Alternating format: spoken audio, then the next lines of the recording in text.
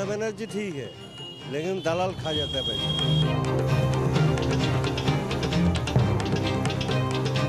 मान के चलिए परिवर्तन तो सब कोई चाहता है। मोदी सरकार के बढ़िया से अच्छा बंगालियों सब बोलता है, वो आदमी ठीक है। बीजेपी हो सकता है आ जाएगा, 100% परिवर्तन होगा। टीएमसी भी बोल रहा है कि खेला होवे, एक स्लोगन चल रहा है अभी खेला होवे, लेकिन कुछ खेला नहीं होगा।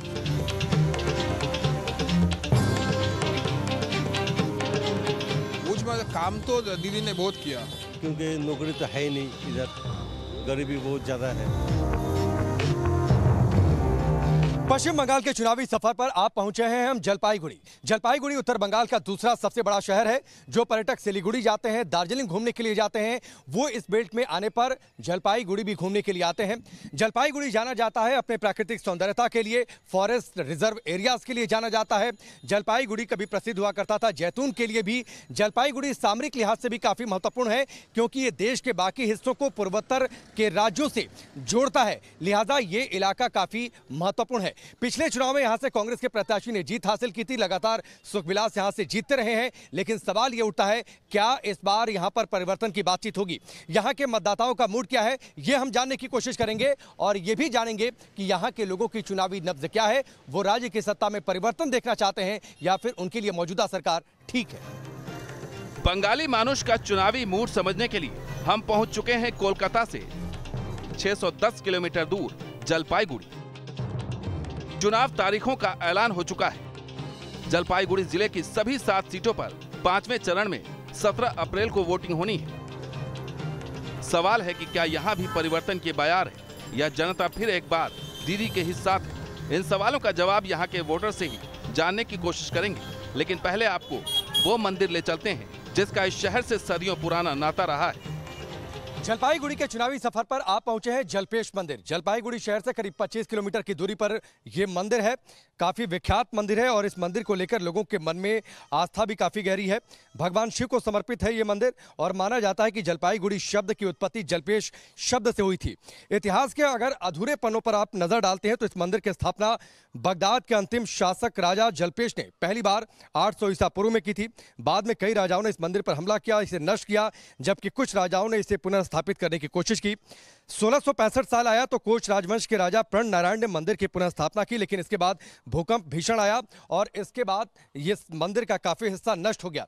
लेकिन एक बार फिर से इस मंदिर की पुनर्स्थापना की गई, इस इमारत को खड़ा किया गया और मौजूदा स्वरूप में ये मंदिर आपके सामने है। जलपाईगुड़ी जो लोग घूमने के लिए भी आते हैं वो जलपेश मंदिर आते हैं भगवान शिव के दर्शन करने के लिए। इसके साथ ही जलपाईगुड़ी में रहने वाले लोग भी इस मंदिर में भगवान शिव की पूजा अर्चना के लिए आते हैं, क्योंकि भगवान शिव और इस मंदिर के प्रति लोगों के मन में काफी गहरी आस्था है। जलपाईगुड़ी के इतिहास को तो आपने समझ लिया, लेकिन यहाँ का सियासी भूगोल क्या है ये आपको जल्द ही बता देते हैं।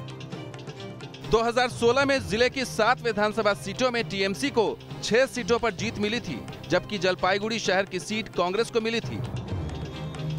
विधानसभा चुनाव में बीजेपी का खाता भले ही न खुला हो, लेकिन 2019 में सियासी चक्र 360 डिग्री घूम गया है। 2019 लोकसभा चुनाव में बीजेपी ने यहां से जीत हासिल की है। 6 विधानसभा सीटों पर बीजेपी को जीत मिली, जबकि 1 सीट पर टीएमसी को बढ़त थी। जलपाईगुड़ी के वोटरों का मूड समझने के लिए हम सबसे पहले पहुंच गए चाय बागान। कटिंग का सीजन चल रहा है, यहाँ बड़ी तादाद में टी वर्कर्स काम कर रहे हैं। चाय इस देश में अमूमन सभी लोग पीते हैं और चाय पर जब लोग साथ बैठते हैं तो चर्चा होती है और इस चर्चा में सामाजिक सांस्कृतिक चर्चा भी होती है। लेकिन चुनाव का मौसम है तो जाहिर सी बात है चाय पर चर्चा होती है तो सियासत की बातचीत भी होती है। लेकिन उन चाय बागानों में काम करने वाले लोगों की स्थिति क्या है, ये शायद बहुत कम लोग इससे इत्तेफाक रखते हैं या फिर सरकारें भी इस पर काफ़ी कम सोचती हैं। फिलहाल जो सीजन चल रहा है आप देखिए कैसे चाय बागान में हम मौजूद हैं। जो सीजन है फिलहाल ये कटाई का सीजन है, इसके बाद ये पौधे थोड़े से घने होंगे, उसके बाद प्लकिंग का सीजन शुरू हो जाता है। लेकिन इन लोगों की बातचीत क्या है, क्या इनके जीवन स्तर को लेकर क्या दिक्कतें हैं, ये हम इनसे बातचीत करने की कोशिश करेंगे। नेता लोग आते हैं आपसे वोट मांगने, तो कुछ आप लोगों की बातचीत नहीं होती, आप अपनी समस्या नहीं बताते हैं उनको? बताते हैं, हाँ ठीक है, इलेक्शन के बाद में हम लोग को जीता ये ऐसे बोल के बोलता है, हम लोग तो दे देते हैं खुशी से, वो लोग तो पीछे में हम लोग को छोड़ देता है। इतनी महंगी महंगी चाय बिकती है, उसका फायदा आप लोगों को मिलता है? हम लोग को क्या खाली बोनस देता है, परिवर्तन चाहिए कि नहीं आपको? परिवर्तन तो चाहिए, कौन चाहता नहीं है जो परिवर्तन जिसका नहीं चाहिए। कहाँ क्या करेंगे, बोल देते हैं तो इलेक्शन के बाद में हम कुछ कर देंगे आपके लिए बोल देते हैं, उसके बाद तो कुछ भी नहीं है। सरकार की कोई योजना है आप लोगों के लिए? जो लोग चाय बागान में काम करते हैं, जो वर्कर हैं, उनको घर के लिए सिलेंडर वगैरह मिलता है, आप उज्ज्वला योजना आती है, आप लोगों के घर में खाना कैसे बनता है? उज्ज्वला योजना तो फिलहाल हम लोग सुने हैं, उसके बाद एप्लीकेशन भी भरे थे, आया किसी का, उसमें भी पैसा दे के लेना पड़ता है। बच्चों की पढ़ाई, घर का खर्च, खाना पानी, राशन, इस सब का काम चल जाता है इस पैसे में जो यहाँ से मिलता है? नहीं सर। तो फिर कैसे चलाते हैं आप? बागान में काम करने के बाद बाहर में थोड़ा काम मिलने से जाते हैं और नहीं मिलने से घर ही में रहते हैं। टी वर्कर से बातचीत में हमें तो ये पता चल गया कि पर्याप्त मजदूरी नहीं मिलने और कट मनी की वजह से परेशानी जलपाईगुड़ी शहर पहुंचते पहुंचते शाम हो चुकी थी और शाम के वक्त हमने बाजार में लोगों से बातचीत कर चुनावी नब्ज टटोलने की कोशिश की। जलपाईगुड़ी में इस वक्त मौजूद है और जलपाईगुड़ी में शाम का वक्त हो चुका है। मुख्य बाजार का ये इलाका और पीछे आप तस्वीरें देखिए। वैसे यहाँ पर कांग्रेस के वर्चस्व वाली सीट रही है, लेफ्ट के साथ मिलकर पिछली बार भी कांग्रेस ने चुनाव लड़ा था, जीत हासिल की थी। इस बार भी शहरों में जो आपको तस्वीर दिखाई देगी, जो झंडे लगे हुए हैं पार्टियों के या फिर जो पोस्टर्स लगे हुए हैं, उसमें कांग्रेस और बीजेपी के झंडे मुख्य तौर पर दिखाई देंगे। कांग्रेस का दावा है कि इस बार भी वो सीट हासिल करेगी, इस बार भी लेफ्ट के साथ गठबंधन करके चुनाव लड़ रही है। सवाल ये उठता है कि क्या एक बार फिर से ये सीट कांग्रेस के हिस्से जाएगी यहाँ पर या फिर परिवर्तन की बातचीत होगी? ये हम लोगों से बातचीत कर लगातार जानने की कोशिश करेंगे और ये समझेंगे कि आखिरकार उनका चुनावी मूड क्या है, उनकी नब्ज क्या कुछ कहती है आने वाले चुनावों को लेकर, लोकल जो मुद्दे हैं। इस बार यहाँ पर क्या लोग किन पॉइंट्स पर बातचीत कर रहे हैं? इलेक्शन पे बातचीत हो रहा है, नौकरी नहीं है, सड़क बहुत खराब है, सड़क खराब है, बहुत ही वाटर का प्रॉब्लम है। जलपाईगुड़ी में 10 साल और 10 साल के पहले अगर मैं आपसे कंपैरिजन करने के लिए कहूँ, कितना बदला जलपाईगुड़ी? बहुत बदला। अब तो आप जैसे आप घूम रहे हैं, अब तो दिखाई दे रहा है आपका जो बिजली है, सड़क है, सभी ठीक ठाक चल रहा है। तो ये शहर आपको लगता है कि बदला है पिछले 10 सालों में ममता दीदी के शासनकाल में? 25 वार्ड है, 25 वार्ड में रास्ता 75% अच्छा बना हुआ है और पीने का पानी तो अभी जो पुराना पाइप है उससे घर घर में गली गली में घुसाई दिया। क्या इस बार चुनाव में मुद्दा क्या रहने वाला है? इशू क्या रहने वाला है? इशू सबसे पहले तो है नौकरी। हाँ, क्योंकि नौकरी तो है ही नहीं इधर, गरीबी बहुत ज़्यादा है। आपको लगता है कि उन्होंने काम ठीक किया है जलपाईगुड़ी के लिए? नहीं, जितना जरूरत था उतना तो किया नहीं। उतना नहीं किया। तो परिवर्तन होना चाहिए आपको? परिवर्तन तो होना चाहिए। ममता बनर्जी जितना दावा करती थी, उन्होंने काम किया है उस दावे के मुताबिक? बहुत अच्छा काम किया ममता बनर्जी, बहुत ही बेहतरीन काम। नॉर्थ बंगाल में सबसे बड़ा बेहतरीन काम किया ममता बनर्जी। तो लोग यहाँ परिवर्तन की बातचीत कर रहे हैं या फिर ठीक है मामला?